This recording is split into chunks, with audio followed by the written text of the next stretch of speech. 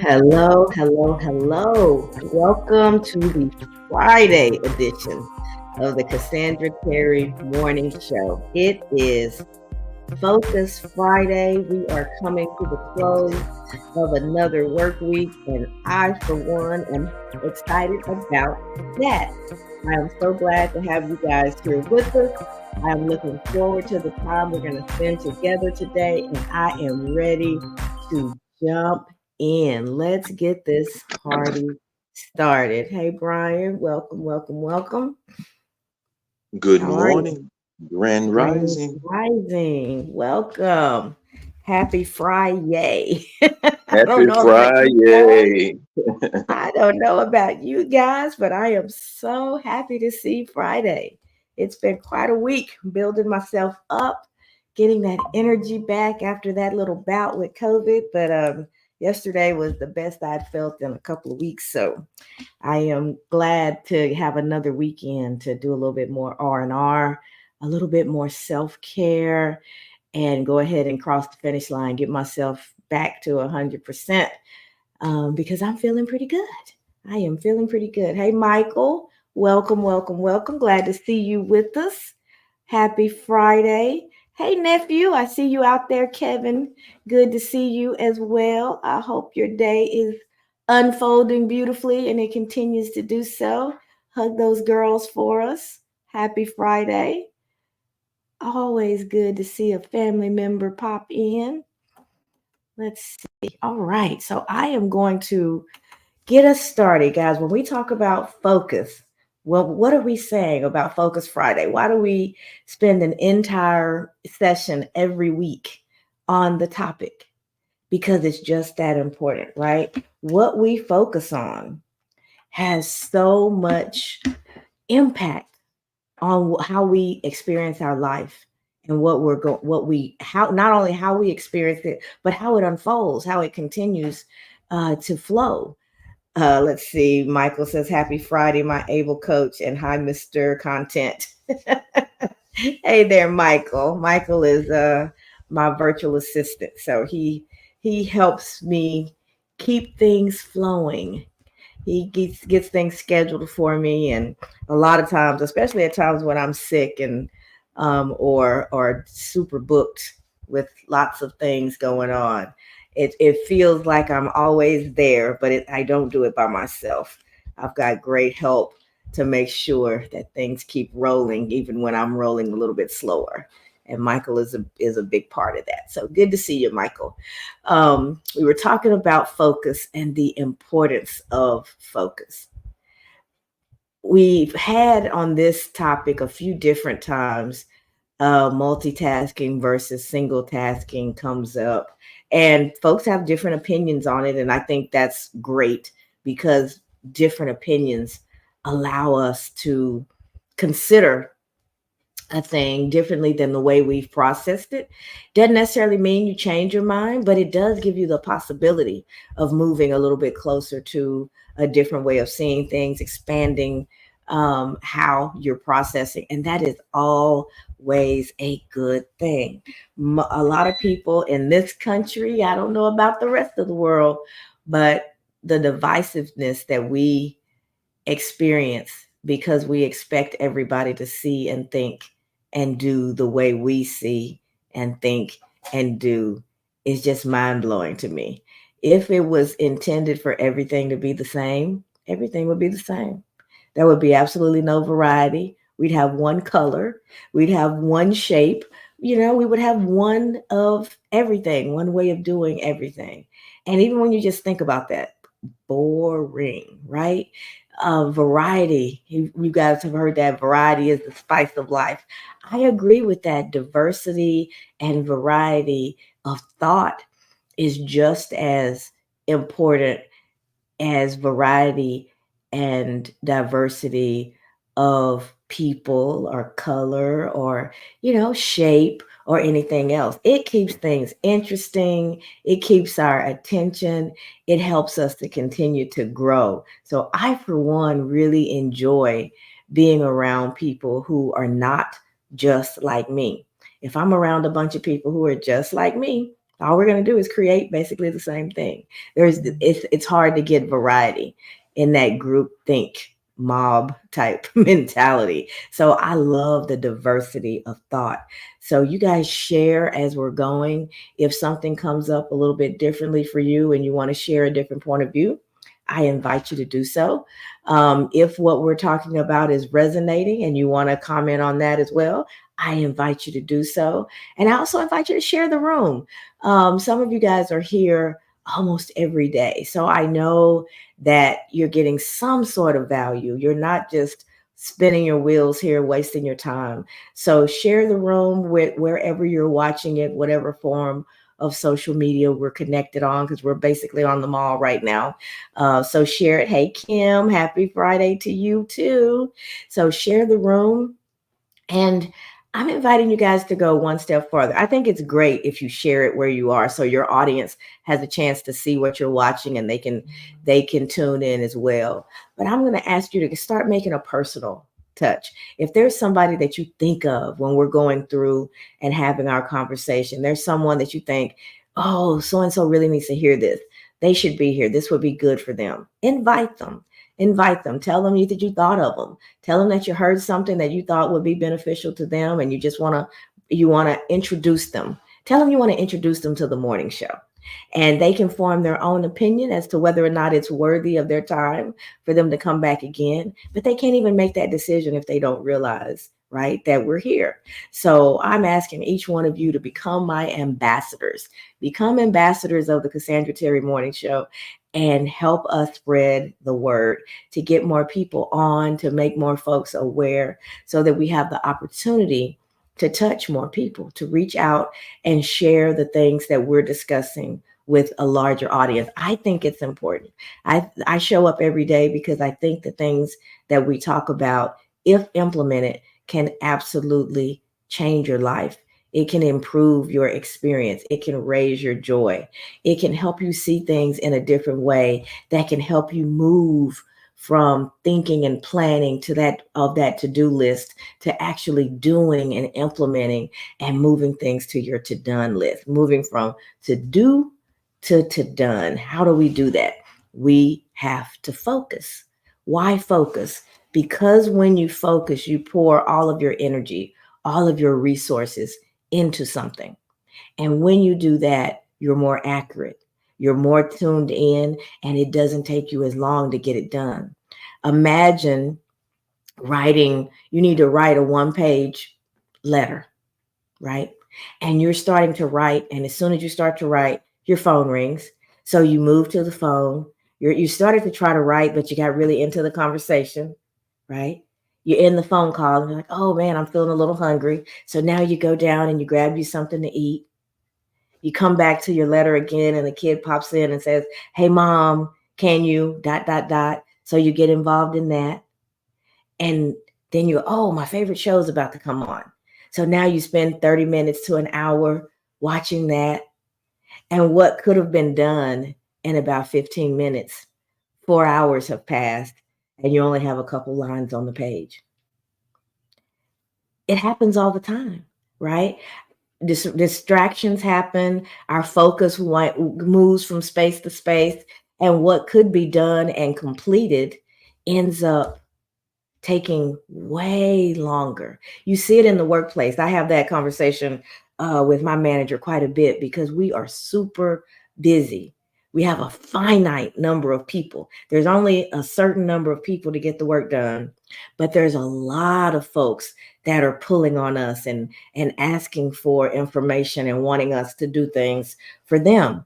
So we hop from this project to this project to this project. And by the end of the day, we've made some advancement on several projects. By the end of the week, we made some advancement on several projects. But have we finished any of them? Probably not. And that's a problem. That's a lack of focus. And I'm talking about that more and more in the workplace because I want people to realize that, yes, we do have to keep a bunch of balls in the air. We have a lot of responsibilities, a lot of things that we need to get done.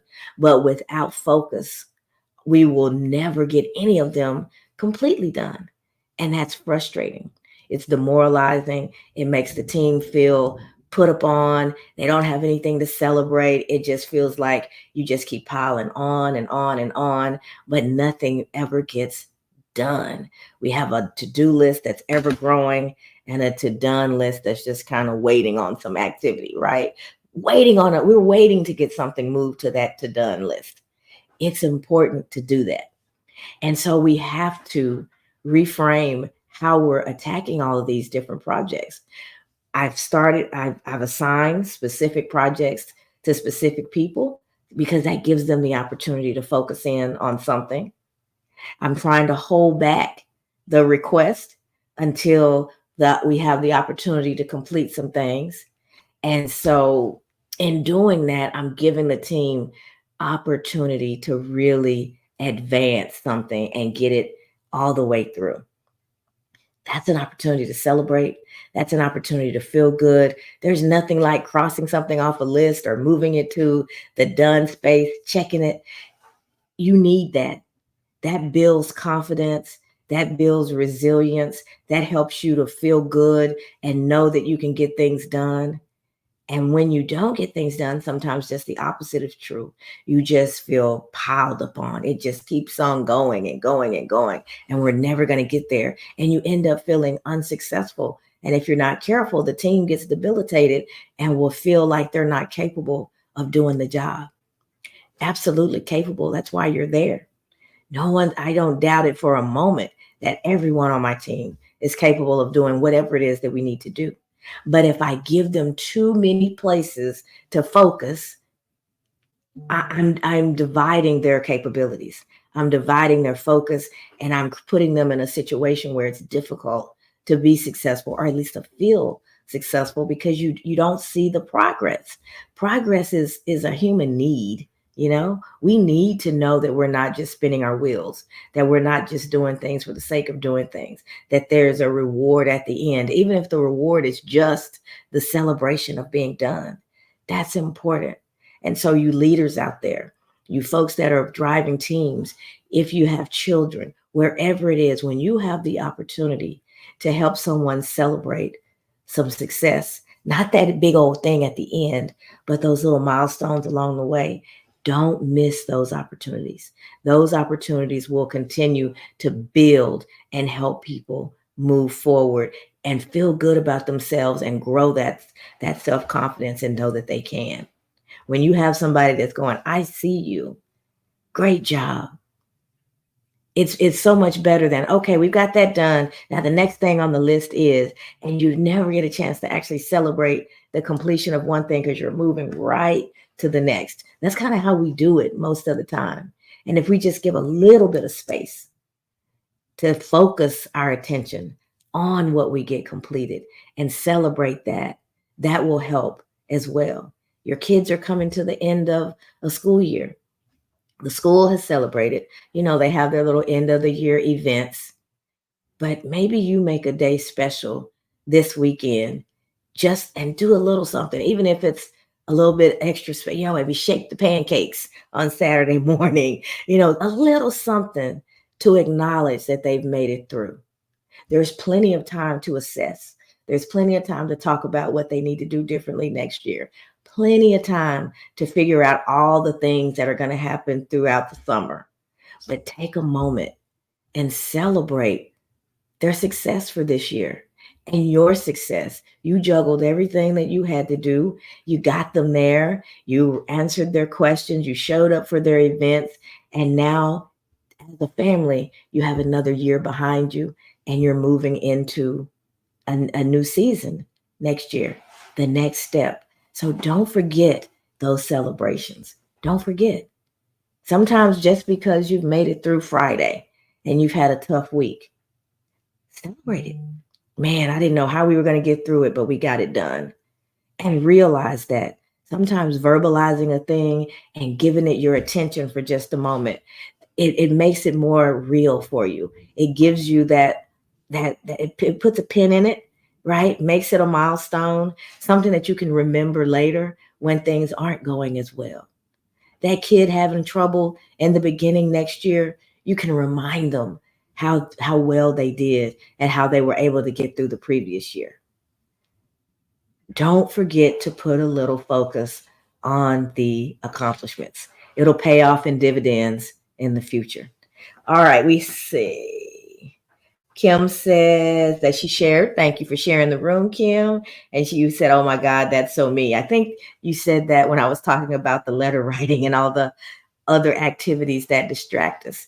So just a little illustration about focus and its importance and how something that could be knocked off the list hangs around for quite a while because we don't focus and give it our attention for that period of time so that we can go ahead and knock it out. You don't have to worry about that thing anymore. It is done, and you can freely move to the next thing and give that your attention. So I want to hello, Dawn. Welcome back. Good to see you again, my friend. So focus is the topic of the day. As usual, I have a quote for you guys. And this one grabbed me because it kind of aligned with, I don't know if it was in the room, the newsletter here. I'm not sure where it was, but frustration has come up this week. And I was talking about how, I think that was this room yesterday, that it's easy to be grateful, right? When everything is going well. But how do you find that gratitude and hang on to it when you're in a difficult spot? So we talked about that quite a bit yesterday. So we can kind of continue that theme a little bit from the perspective of focus with this quote. To conquer frustration, one must remain intensely focused on the outcome, not the obstacles. And when I read that, the first thing that comes to my mind is a question. What am I giving my attention to? Right? Am I giving my attention to the mountain that's in front of me? Oh my gosh, I'm so tired. How am I going to climb this mountain? There's no way for me to get through it. What am I going to do? It's so big. It's so high. How am I going to get past it? What I need to do, where I need to go is on the other side. I don't think I'm going to get there. The mountain's too big for me. Focused on the obstacle. Or am I focused on the outcome? This is going to be difficult. This may be difficult. But what I need, where I need to go is on the other side.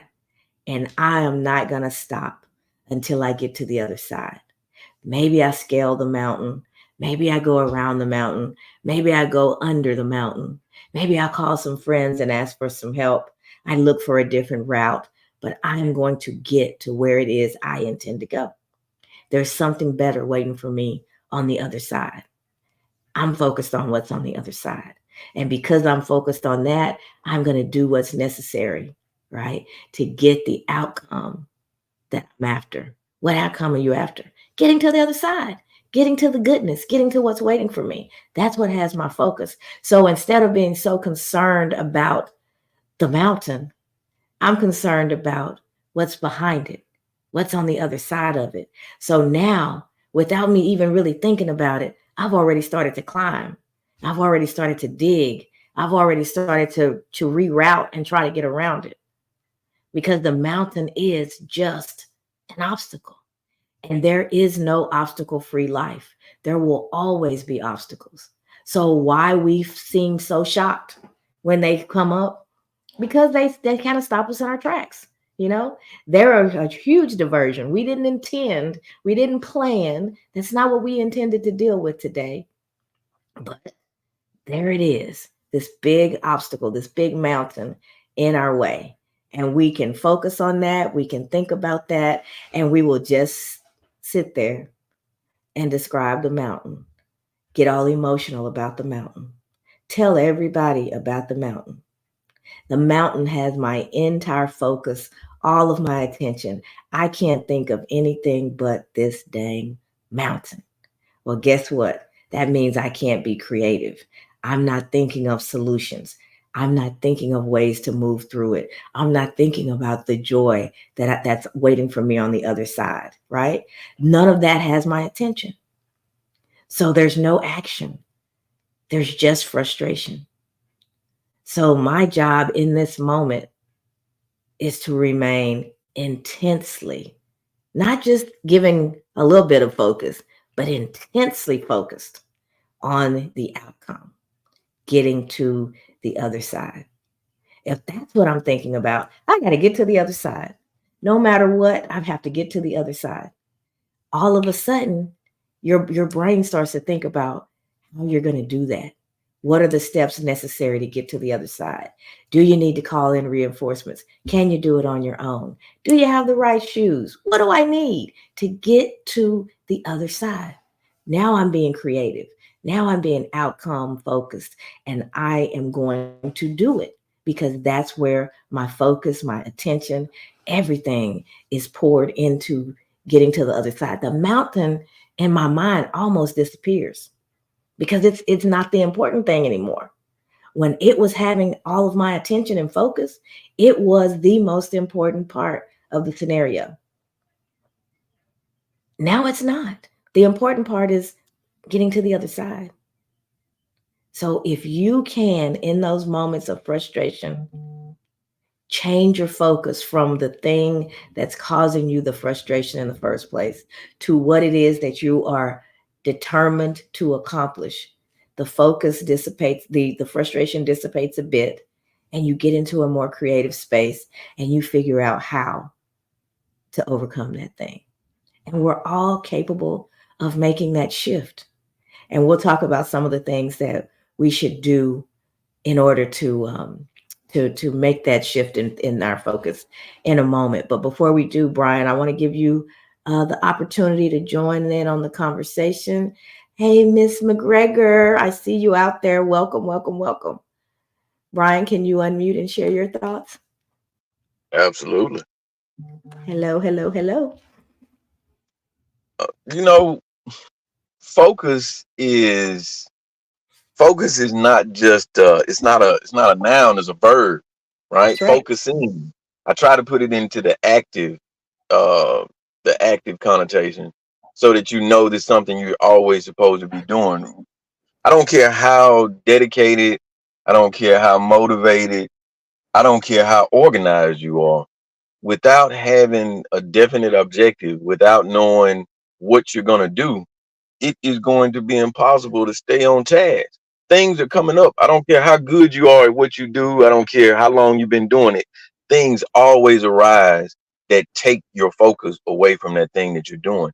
If you don't have a model for that thing that you're doing, there's no way you're going to be able to stay on task.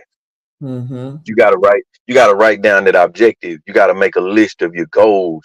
You got to make a list of your accomplishments. You've got to make a list of all of the things that you refuse to let get in the way of you doing that thing that you need to do.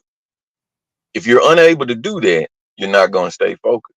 Right. Focus is not just a noun, it's a verb. You got to practice this every single day. You talked about habits yesterday. One of the biggest, most important habits you will ever have in your life is the methods, the tactics, the strategies you use to stay focused. And the simplest way you can do that is by writing it down. My Mm-hmm. kids get so pissed. And I said it, they get pissed. They don't get mad. They're not motivated. They not accountable. They not disciplined. That's not their pitch because man, you got notes everywhere. You got sticky notes on my computer. You got sticky notes on your computer, on the refrigerator, on the counter. Because if I don't, I'm an old man.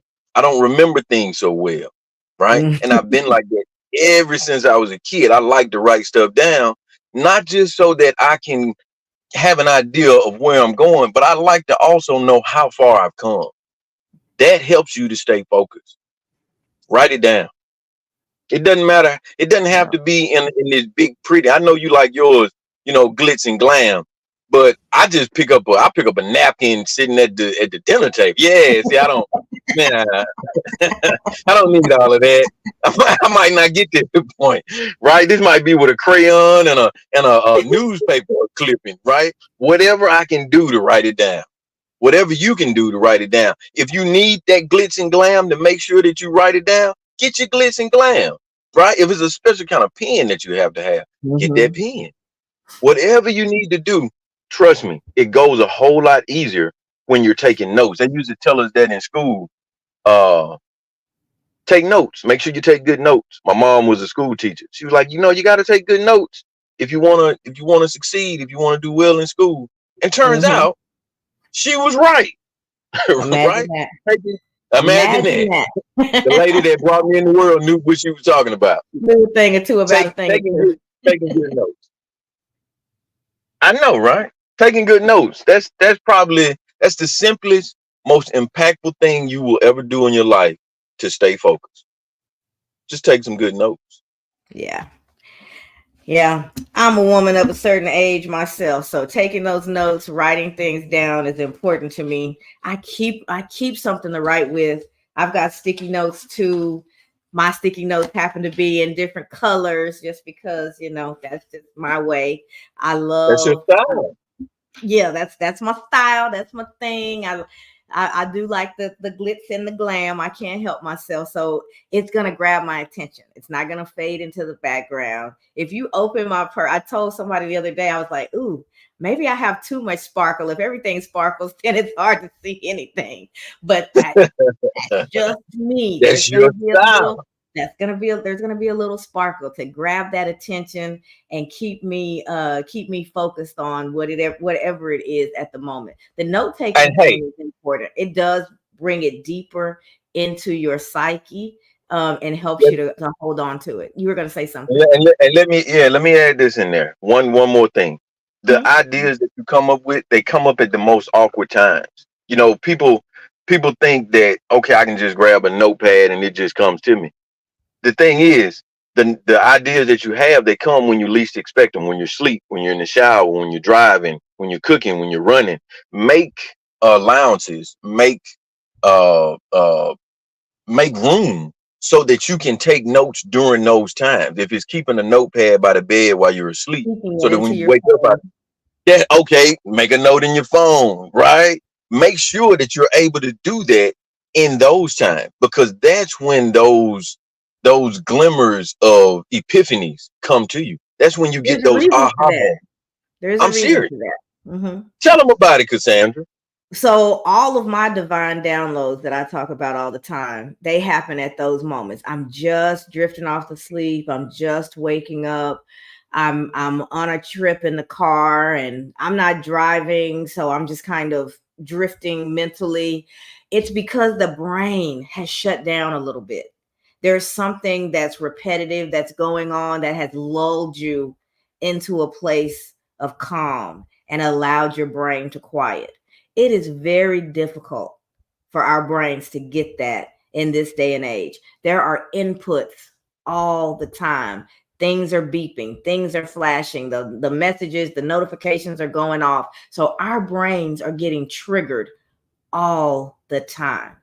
In those sacred spaces where we allow ourselves to calm and to not think about all of that stuff, the brain is finally quiet enough for you to hear, to see, or to feel what's been right there all the time.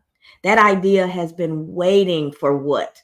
Your focus, waiting for you to get quiet enough to hear that next great idea, waiting for you to be still enough to feel what's coming up for you and what it is that you need to do differently. Soar was born in the quiet. Brian just preempted mad. We're going to talk about that another time because I haven't really introduced that to most of you guys yet. Born in a quiet space when I was kind of driving and just spitballing a little bit with somebody. Those things happen in the quiet space. Most of the things that I feel like have been the greatest ideas of my life have come when I was almost asleep, almost waking up. My company was born when I was in the car. Me and my husband were driving and we were on our way to vacation. And I was just kind of, how the road, the tires hitting the road, that competitive, that repetition of that same sound over and over again. We don't even really hear it because we're not thinking about it, but subconsciously we're hearing it. And it lulls me into a space of calm and almost asleep. And that's when I had this divine download about doing my very first vision board party. And I give that event credit for everything that's happened after this. The morning show, meeting Brian and the fam, writing my book, all the things that I've done, actually forming the company. All of those things came because of that lull moment where the brain was resting and an idea came to me. It is important when those things crop up to grab them. Most phones come with a memo, a voice memo. So if nothing else, if you're not in a place where you can write, grab that phone and just record yourself real quick talking about it. There Brian, I don't know if you remember, but it was several months ago. We were talking about something. We were planning an event. We were talking about something, and something really profound came out of my mouth. I think it was the next acronym. And I said, "Yeah, when I hear this, it means that." And you were like, "Oh, that's good. Don't forget that. Write it down." And I said, "I am." And I thought I Did grabbed you my write it down? phone. I probably wrote it down. I thought I grabbed my phone and created a note. And the next time it came up for me, I couldn't remember the specifics. And it drove me crazy because I couldn't get Oh that. yeah, yeah, yeah, yeah, We yeah. both looked for it. You checked through your notes, but you had told me to write it down. And I said I was going to. And if I don't know what happened, can't find it. I look forward to the day that I stumble upon whatever that was, because it was one of those things that in that moment I knew it would be impactful. I knew it needed to be shared. However, what I also know is everything happens in its divine timing. So I'm not going to I'm not going to allow the frustration to take over. I know when it's time, it'll find me again, and I'll share it with you. That's how I look at it. And that allows me not to get all frustrated and worked up, because in that frustration, I'm no good.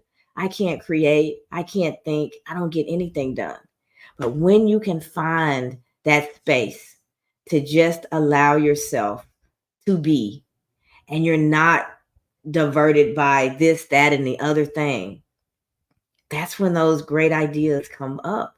And it's important. So I have things to write with and on in my car, by my bedside, all over the place, because I learned in this last year and a half or two something that I never thought of myself. I learned that I'm a creative, that I'm an artist in my own way. I'm not going to draw anything beautiful. I'm not going to sing a beautiful song. I'm not going to play a beautiful melody. But art comes from my brain in these acrostics and in the way that I think and in what comes up and in my writing. I didn't see that as me being artistic until lately, over the last year or two.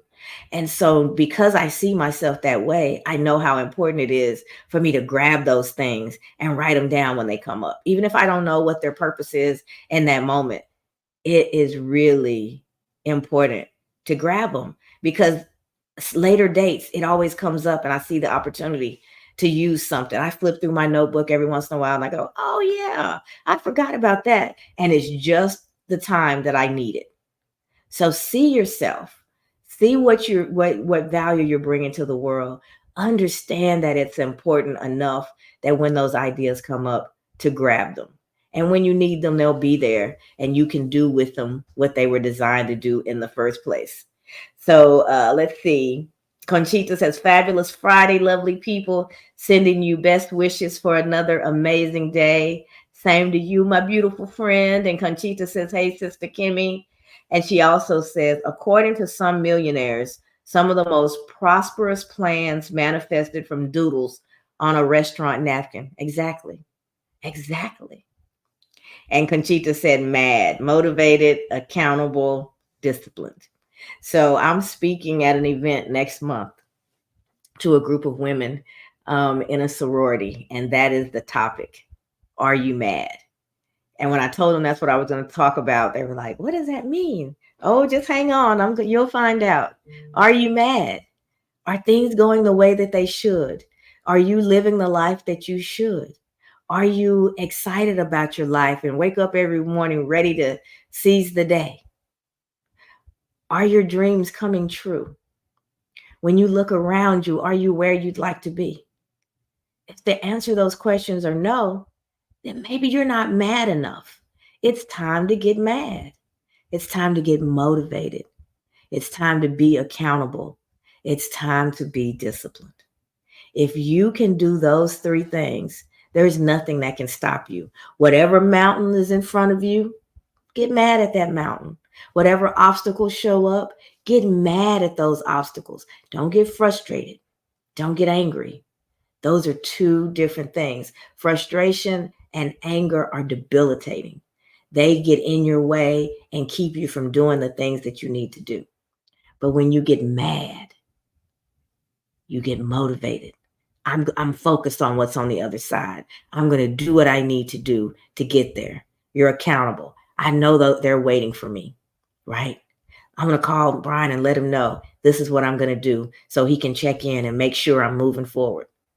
I'm disciplined. I don't just get excited. I don't just talk about it. But in those days where I don't feel like doing a thing, I lean into my discipline and I take that step anyway because I said I would. I'm motivated. I'm accountable. I'm disciplined. I want to be mad all the time. And in my madness, that's where I find joy because I am doing the things necessary to have the life that I deserve, right? So get mad. Get mad. That's a little Friday preview of what's to come. Like I said, that's a speech I'll be giving in June to a group of ladies, and it'll show up in other ways. I'm sure it'll be a newsletter article and some things that'll come out of that. Probably an entire course, because when you think about each one of those disciplines, those components of MAD, there's work behind each one. How you can easily ask me, well, how do I get mad? And that in and of itself can be an entire course. So we'll see what comes out of it. But that was the latest divine download. So I'm still percolating and working on that one, but it will come to be because I think it'll be very impactful and a good way, easy way for people to think about. I hope every time you hear MAD, that's what you think about now. You don't see that emotional wreck that's lashing out because things have fallen apart. But you see somebody who in that moment leans in to who they really are and who they're capable of becoming. And they become motivated, they become accountable, and they lean into their discipline. Kim says, hey, Conchita, have a great Friday. Conchita says, thanks for the MAD gym. We learned that from the SOAR challenge. We did. That was one of the things that I introduced to the participants of the SOAR challenge. So that's why they're throwing it around, because they were there as MAD was being born. I introduced it to them the very next day. And Kim says, yes, in the SOAR program, we got MAD, LOL. That was amazing. That's right. Every chance you get, I want you to get mad. I don't want you to just get mad. I want you to stay mad. Have you ever heard the saying, you don't have to get ready if you stay ready? That's how we're going to be about MAD. We don't worry about getting mad because we're going to stay mad. We're going to stay motivated. We will remain accountable, and we will show up and use our discipline to push us through to accomplish whatever it is that we've set out for ourselves. So remember MAD. You heard it here first, but you'll hear more about that in the future. All right, so let's see. Vicky, welcome back, my friend. Good to see you again. So at the end of every show, I do want to make it a point, and I think I've been pretty consistent in that lately, of making sure that I'm giving you guys some actionable steps. So if you've been taking notes, great. I'm glad Brian brought that up, because I think it's important when we're talking about these things, the things that you all are sharing, anything that you hear from Brian or that you hear from me that resonates, write it down. You never know when that thing is going to come back to you and be the very thing that's going to help you push through something. So when we go back to our quote, to conquer frustration, one must remain intensely focused on the outcome, not the obstacles. And that was said by T.F. Hodge. How do you do that? How do you move from staring at that mountain to being focused on what's on the other side and how you're going to get there? The first thing you want to do, I believe in being real. As much as we talk about this positive mindset and the power of positivity, it's not the same thing as pretending like difficulties don't happen. So we start with acknowledging there is a big old mountain in front of me. It's there. You don't pretend like the mountain's not there. You acknowledge the fact that it's there, and that's all it gets from you. Once you've acknowledged that it's there, then we're going to quickly start to shift our perspective from the mountain itself. Because if we are oblivious to the mountain, that will be detrimental to us as well. I think I told you guys I was driving to work one day several months ago, and they were doing construction, and they had changed the lane, and they had blocked it off, and made it one-way traffic going in the opposite direction. Usually we could use that lane to merge onto the highway, and a car got in there, not paying attention, not seeing the obstacles, not seeing the detour that was required. They didn't see the obstacle. They didn't acknowledge the obstacle. They were still, kind of on autopilot and driving the way that they always did. When you do that, you end up in not so good situations also. So it's really important to realize and acknowledge that that obstacle is there. That car ended up going in the wrong direction, heading into traffic, right? Head on collision is what was about to happen. They had to hit reverse in the middle of the highway and back their way out of that barrier so that they could get back into the flow of traffic. So if we don't acknowledge what's going on, we can end up doing even more damage. So we're not pretending. We see the mountain, we know it's there, but we're choosing to shift our perspective. Yes, I know you're there. You're this big old honking mountain, but that's all you are, is an obstacle. And I make a choice. I was very careful and deliberate in the words that I used here, because I want to remind you as many times as I can that you're making choices. You have choices, and you can choose to stare at that mountain, or you can choose to plan how you're going to get to the other side. Your choice. Choose wisely, but realize that you do have a choice. Sometimes we get so overwhelmed by the things that we're frustrated about that we can't see anything else, and we forget that even in that moment, we have a choice.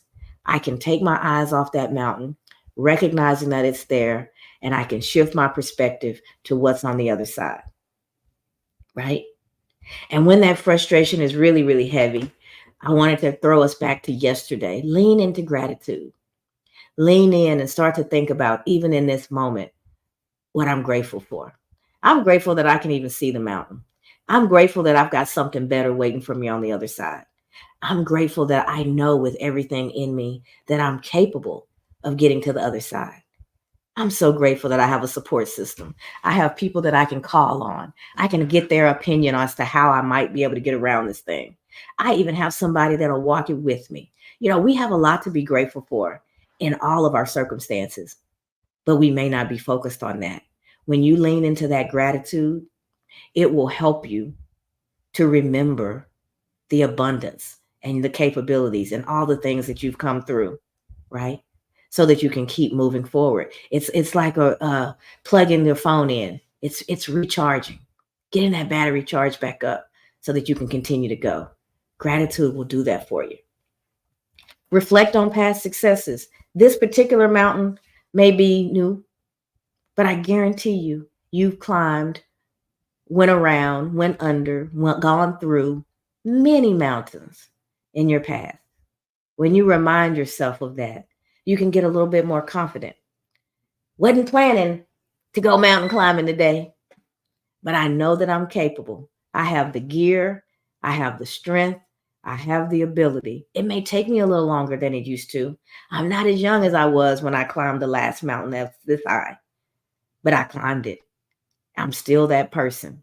So maybe instead of an hour, it's going to take me a day, but I know I've got it in me. I have the grit. I have what it takes to get around, over, under, through this mountain. I've done it before.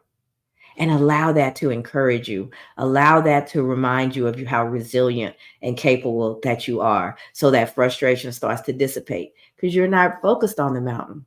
You're focused on the fact that you're a mountain climber. So why wouldn't there be a mountain there? It's what you do. You scale mountains, and then you get the victory that's on the other side, a change in your perspective. And then lastly, if you guys are anything like me, it's important to remind you to stay connected. When I am happy and up and bright and all is going well, I want to share all that light, all that joy, all that goodness with the world. When I don't feel so well, when things are not going as they should, when I've allowed myself to lose that focus or to not to make the right choice because all I'm seeing is the mountain, that's when I kind of go inside. I go inward. I'm less communicative. I'm less likely to pick up the phone and call to, because I don't like how I'm feeling. So I don't want to, be the one that brings down the energy in the room that I walk into. That's the message that used to play in my head. When I'm feeling better, when I'm more upbeat, when I've gotten myself back on track, then I'll connect again. No, you connect to those that you know are your support system when you need support, right? There's no point in me putting sunglasses on in the house. I need them when I step outside and that sun is glaring and I can barely see. I need that support then.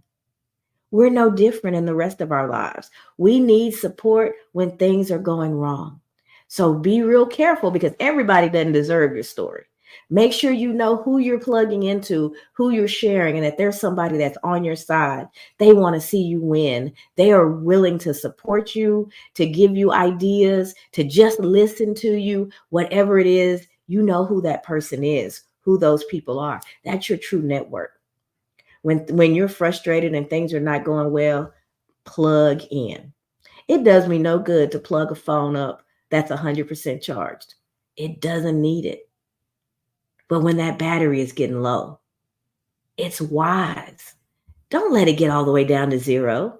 It's wise to plug it in when you notice that it's getting low. That way you never lose the connection. You have what you need right there. And I'm reminding you as I'm reminding myself, because it's human nature. We kind of put our heads in the hole, go under the covers when things are not going well. But and it's okay to take a time out. Sometimes, we need that time to just kind of be, but don't make it extended. Lean into your network, stay connected, allow those that support you to do just that. If you are a supporter, there are people who are waiting for the opportunity for that reciprocity. They want to support you, right? Like, that person has poured into me for so long. I love the fact that I have the opportunity to do a little something to be there for them. So stay connected. Allow those around you that are the right folks to be around you, to support you when you need it. So that's what I wanted to share with you guys today. I see a couple of comments have come in. Conchita said, that's another t-shirt, Cassandra. Are you talking about Mad? It is, absolutely. And Kim says, right, I agree about connecting. We put the sunglasses on. Don't want to bring others down, but like you said, that's when we need to plug in. Exactly. And don't be hard on yourself. If that's your nature, it's common.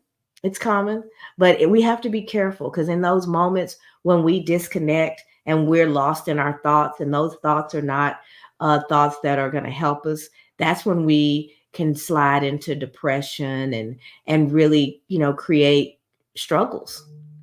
We can really struggle in those moments. So if you need a timeout, take it. I'm just asking you not to go it alone for too long. Lean in, let folks know what's going on, stay connected with those that are truly supportive, and you'll probably accelerate and get out of that frustration just that much quicker. So I'll share the quote with you guys one more time to wrap up today. I want to remind you that we have a vision board party coming up on June the 22nd. I think that's that Saturday at 2 p.m. It's a virtual Yep. event. So go to findyourvision.today and get registered for the event. Those of you that are part of the collective, you have a separate, we'll get a coupon code to you because you won't have to pay anything additionally for this event. It's a part of your membership. So we will get that to you shortly so you guys can get signed up as well. But join us. It's going to be a great event. I love doing vision board parties. Like I mentioned earlier, my business began that way. It was the first activity that I took, and everything just took off after that.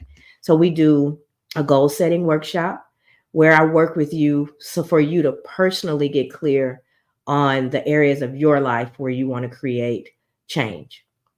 And then we decide together, or you can do it on your own, but I will be guiding through the event how you create goals for that particular area of your life, and good goals. Not something that's so high level that you wouldn't even know when you accomplished it, but we really break it down. And then once you have that clarity, and we move into the actual creative portion of the vision board party. And that's when you guys get the opportunity to find pictures and words and phrases that support what it is that you're trying to accomplish. So you walk away with a visual representation of what it is that you're ready to do within this season of your life. And you have that vision board party to remind you on a regular basis what it is that you're working for. It's a powerful tool. It keeps your dreams right in front of you, which is important. So that it'll help you make decisions. Does this align with the dreams? Does this align with the goals that I have for myself? If the answer is no, then it's an easy no. You don't do it. If the answer is yes, you get busy and you give it all that you have. So to close up our day and our week, to conquer frustration, one must remain intensely focused on the outcome and not the obstacle. We have had a wonderful week. Thank you guys for your support as I was getting my voice and my energy back. I'm so happy to be back in a regular routine and sharing with you guys as we do each week. We will be back on Tuesday for Transformation Tuesday. I'm going to do my best to keep it fresh and give you some other ways to think about the importance of transformation. And that is it for our week. Brian, have I forgotten anything? I don't think so. I believe you nailed it. Like my man said, I don't think so. All right. Well, if that is the case, happy Friday, everyone.